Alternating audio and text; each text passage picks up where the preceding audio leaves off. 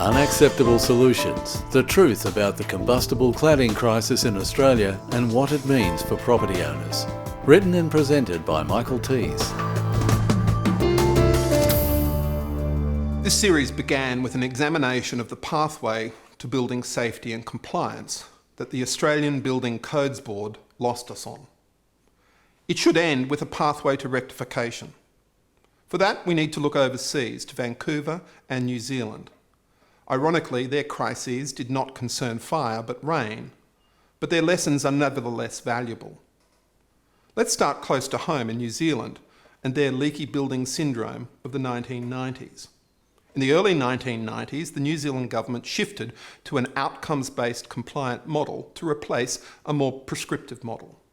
It mirrored the shift in Australia to the performance solutions of the BCA.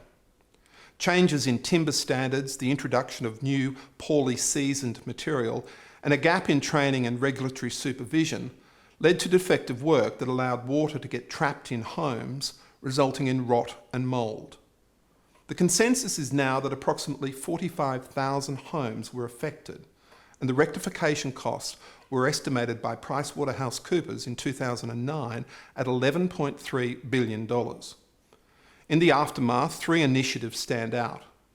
There was a quick response to return to more prescriptive standards and away from self-regulation that gave the market certainty about what to use, both for new buildings and for the rectification of the leaky homes. A commission of inquiry led to cultural changes of regulatory action and education of the trades and professions.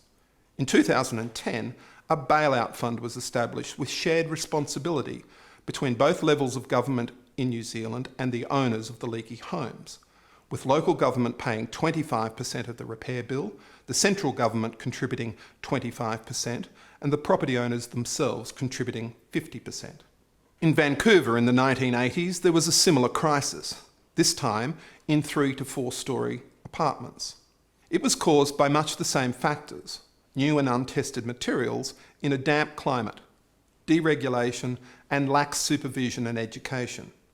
In the end, $4 billion of rectification work was done to over 900 medium-density buildings.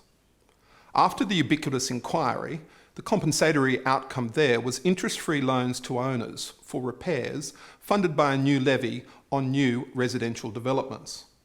The regulatory response was a new authority to oversee rectification and new professional standards. And an entirely new and distinct profession emerged called building envelope professions that architects are required now to engage to sign off on envelope cladding treatments. Property professionals on the ground in the aftermath of both crises report very similar experiences. Rogues and scoundrels entered the rectification market quickly and made things worse for some. Many had to have their repair work done twice. Invariably, the removal of defective cladding revealed other defects that had to be rectified, and the cost overruns were high, initially as much as 50% of the estimated rectification work.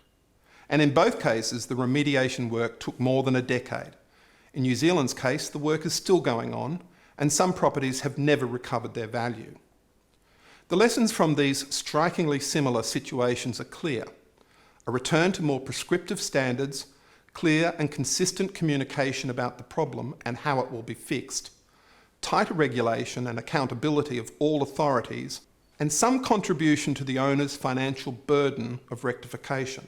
This is the pathway we must follow to make our buildings safe, to restore value and market confidence.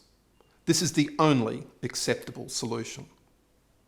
Fix My Strata is brought to you by Alspec, Australia's leading aluminium systems specialists. The information featured in this video is general in nature and does not constitute legal, insurance or financial advice.